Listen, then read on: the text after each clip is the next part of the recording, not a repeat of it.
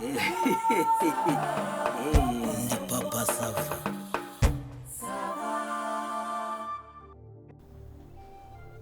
Ngwino maso y'inyana tubashobora tungahera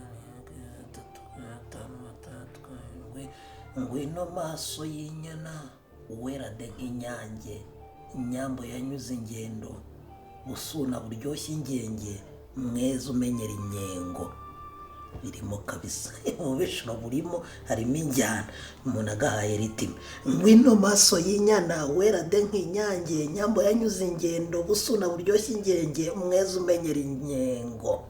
Okay sha ye Ibana ndaje matwike hashye none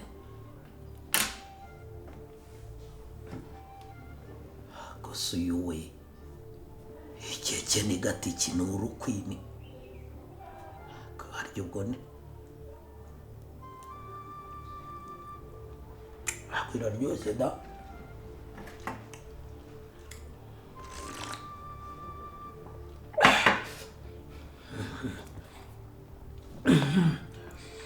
nyemaze mubeza kazuba kazira kotsa ku mutima ukahaba ikimenyetso. Shari duteke Iki? duteke iki? Kugera umiwe. Ako mama Sava kucyubunesha umutwe koko. Uburambaza ngo uteke iki nge mfatanya nawe guteka ngewe. Subwo. Ukubaza ngo duteke iki nibyo bitumye uvuga amagambo yose. Amagambo yose ayaye wumvise se. Ndi mukaza ahangaha ndimo ndandika. Ibyo nandika ni bizatuma ngirane mbona amafaranga. Ntabwo ari nge ushaka amafaranga hanga ngize gutya. Ntabwo mbahahira. Ningiye uri ahangaha ugomba gushaka amafaranga y'iki y'ibyo kurya. Amafaranga yo kwishyura iki ubukode, amafaranga yo kugira gute kwishyura minerivare y'umwana, amafaranga yo y'amazi, amafaranga y'umuriro, ubwo inzara zirasazite. Sa amabara ahantu hose ntabwo ari amabara. Ejo ntabwo uzabumbwira uti nyeneye noneho kujya guhanaguzaho disoruva ntayo mfite uti bashyireho utundi utangiye no gushyira utuntu rwose uritaka mu mutwe. Aho ntabwo ari amafaranga ushyiramo, ntabwo ari amafaranga. Ubu bwo wawukuyeho uraje ejo bundi uti ndashaka kujya gusuka trefe, ntabwo ari 670. Ayo yose avaye. Iyo urimo kuvuga uti ibisuko rudere bimeze gutya byajagaraye ndashaka kujya guhamuza sa amafaranga nguha. Umunsi ukurikiye uti ndashaka kujya gukuzamo bu, ntabwo ari amafaranga nguha.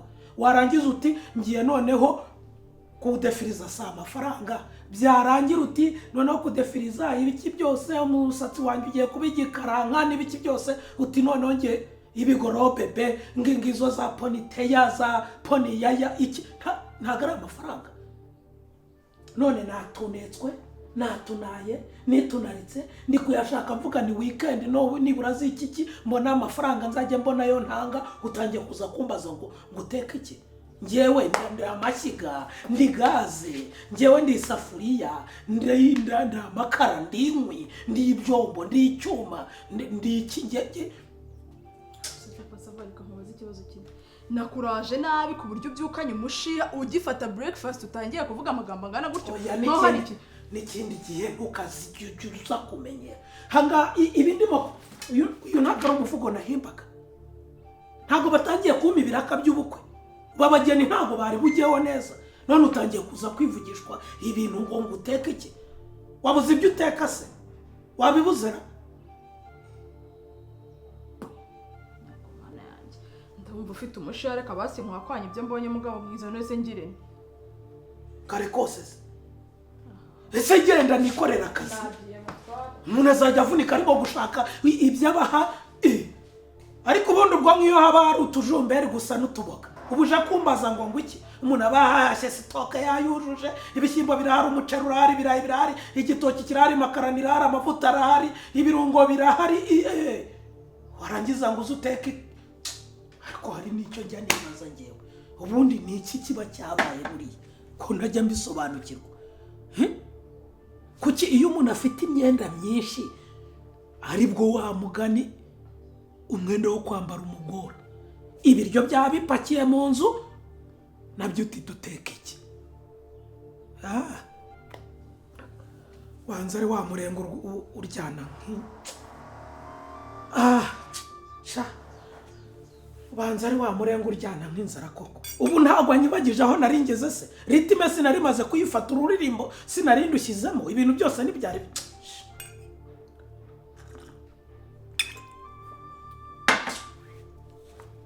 bize ndamenya nongera guherayo. Harya nari mfashe gutera ngwino maso y'inyana uwera de nk'inyange, nyambo yanyuze ingendo, busuna buryoshye ingenge, mwenzi umenyera inyengo, nyemazi mubeza kazuba kazira kotsa, ku muti bukahaba ikimenyetso, ndetse mwiza wanjye iribori ry'urukundo, bibereye ireba, bituza bituye ishimwe, kuhashima no kuhakorakora bigatera ubushagarira, umuntu akuzura ubushake. Kuhashima no kuhakorakora rikangaza ubwo nzajya njijisha ariko ku buryo abatoya batamenye ibyari byo. Kuhashima no kwiyalewe umuntu akuzura ubushake bwo kuguhimba, ugahamya ukaririmba, ugakunda ugatsikimba, utaye aya ntabwo biri kujya mu njyana neza. Bigatera ubushagarira, umuntu akuzura ubushake bwo kuguhimba, ugahamya ukaririmba, ugakunda ugatsikimba, utababaye utaribwa, uhemba uguhembuye. Batangira bamamagara abageni ndayabarya tu uhemba uguhembuye. Noneho nyuma ndaza ubwo ni ugushyiraho noneho uko umugeni yicaye, noneho nkareba ndayabarya ndaje nyabarya uretse ureba ndayabarya tu nyemazi mubeza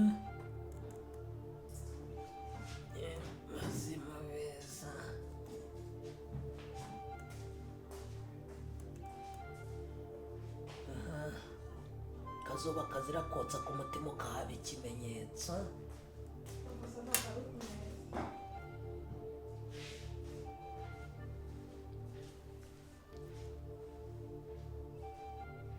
nikoze aka kanya urahishije ikidomanye.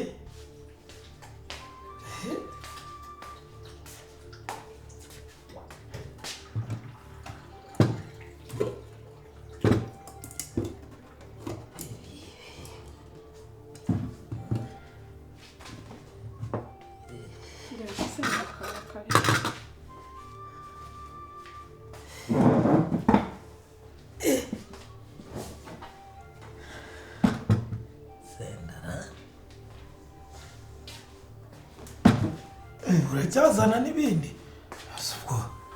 Ni ibi ngibi, reka nzane ibyo kuruza. Kare kose wigiraga ibiki? Banguke.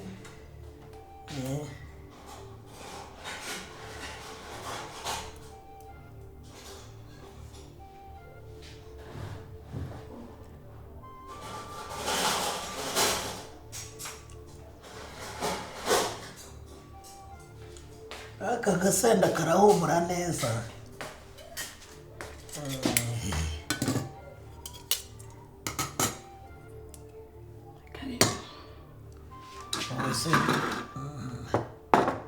Ntabwo wicara ngo urye se?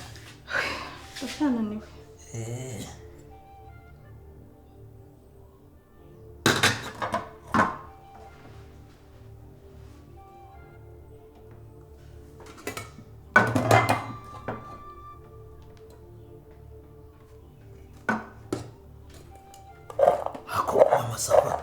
Uba muzima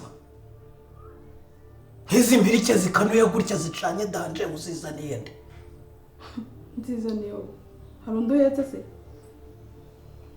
Ubu se ibi ni ibiki? Ni ibijumba n'ibishyimbo, ntabwo ubona ko ari ibiryo? Akwiri ni ishyano.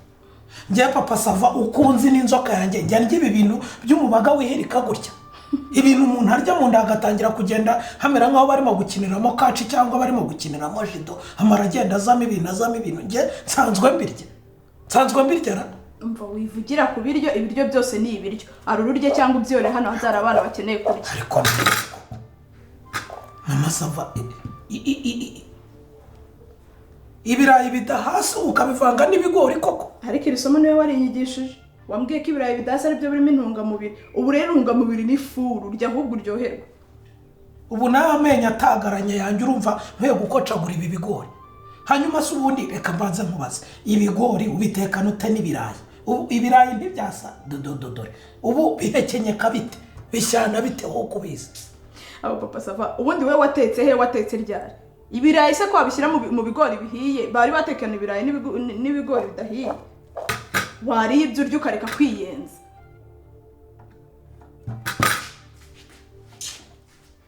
ubu wasanga uzanye n'ubugari kandi wabonaga ko ndimo kwandika hariya hanyuma nkahita nsinzira none ibyo gupagasa nkabireka wafunguye ukareba se nta bugari nazanye amasava ubu ndi ibi bintu nkarya n'ibi ngibi nakongera gukora iki ndimo guhiga amafaranga azadutunga uku kwezi no gukurikiyeho none reba ibintu urimo ese wakwariye ukarya cyangwa urumva ntabyo ushaka marahiga amafaranga y'uku kwezi ndebera n'ukuri kw'Imana ndebera n'izina ry'Imana nese mama sava igitoki ntabwo bavuga ko ari mbyibushye amabuno ubuso urakiza nende umugabo kugira ngo amabuno yanjye abyimbe ubu wabuze ariko hotelari wiga uyiga iwanyu umukiri bato ntabwo nta kintu bigeraga bababwira kijyanye no kuba wategura ameza koko ibigori ushyiraho n'ibijumba igitoki kirabyoroshye nawe ukirye igitoki kirabyoroshye ahubwo nawe ukirye none wayawe yorohe anabyibuye kugira ngo wayicariye ataruma wa mugabo gikoze ujya unyuma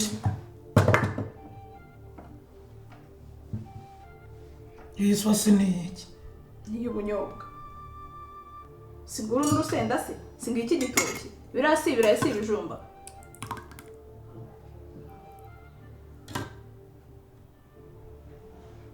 mama sava ntabwo uri mu mihango ubu si imihango ihuriye he n'ibyo kurya none ufashe ubunyobwa ku ruhande ushyiraho urusenda mbirye si ibiryo mbirye nakirane mbyimbe pfu mbirye ngewe mbwira mbirye ninde asabyisha muhu ntabwo uri mu mihango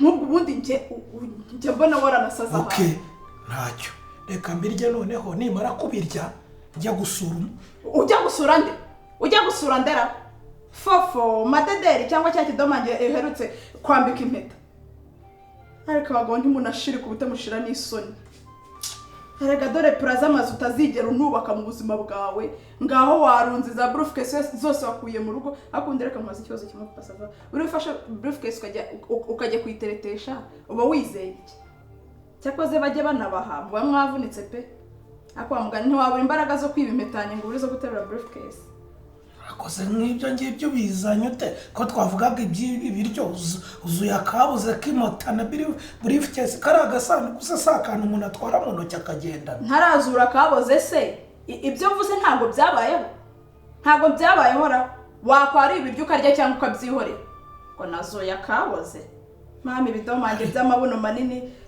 wirwa ubyinira reka sinakubwira mbyinira yakoze abagore turanashaka akoze kucyugira itiko ibintu biba byararangiye ubu bigaruye uzana itiku ry'iki itiku ni utuboga ubu ziriye imboga itiku ni icyo nsomera ni akabyeri itiku ni iki itiku urabura kugenda ngo uteke ibyo umuntu akeneye uteke akanyama uteke umufa niyubakira umubiri ukazana ibi bintu n'itiku itiku ni ubuhe bwoko bwa poroteyine itiku wese ko nakumvise ucecekara hari ukurusha amatiku ubu se noneho ni ibimenyetso uri gukoresha ngo mvuge ngo umugabo wanjye ntakibasha kuvuga ntakibasha gutera amatiku ari gukoresha ibimenyetso iyo ni facial expression none uri gukoresha hasoni ngo teko ese wakwemeye uri we wafashe ibiryo ukarya cyangwa ukabyihorera ngo bateke inyama n'ibiki nahagasanga nkubaza icyo dutekumbwira ngo iki wambwiye ngo iki ntabwo ndaga mu maso ushaka no kunshira mu maso wakagize nkucira mu maso iki waretse kuzana iryo tiko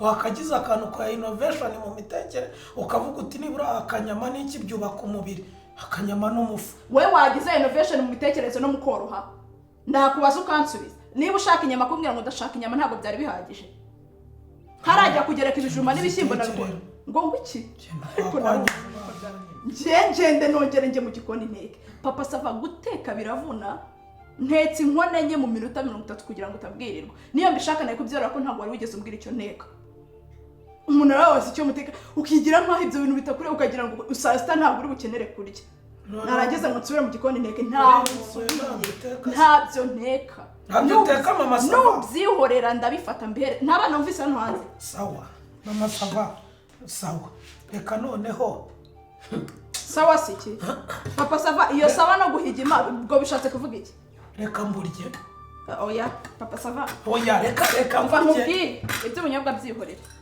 ibyo bindi ubunyobwa bwihorera n'urusenda uraya bwawe ndabuzi